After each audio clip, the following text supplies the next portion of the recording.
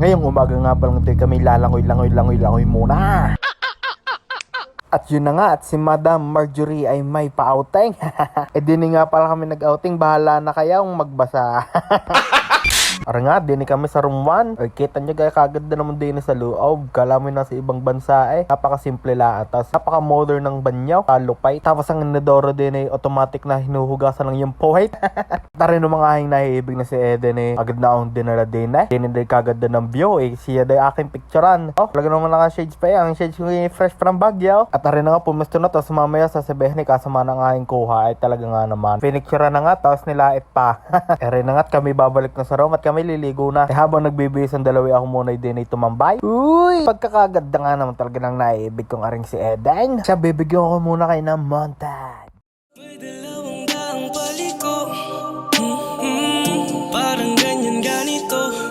Hanap na saan siya'y nandyan at narito.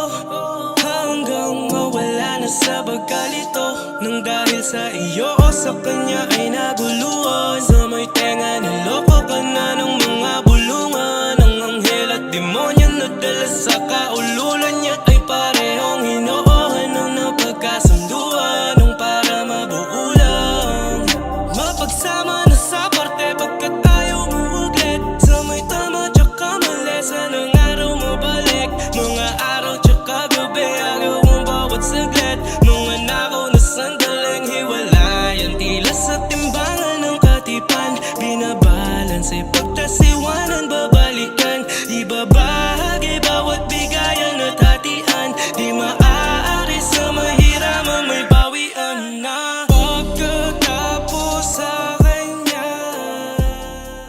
Kay pumunta na din talaga nga namang napakasarap. Sa sobrang pagod at enjoy ko ari na lang naipakita ko. Kung may pera lang kami mamamangka din ari nga pala ang tanawin din talaga nang napakaganda at nakaka-relax sa mata. Kung kayo problemado at stress sa buhay, kayo pumunta din talaga namang maaalis yung inyong problema sa buhay. Yun nga kami uuwi na maraming salamat Madam Marge. Kami inyong inimbita. Talaga naman kami nakapag-relax at nag-enjoy din Abay, abangan nyo ulit aming susunod na vlog. Alam!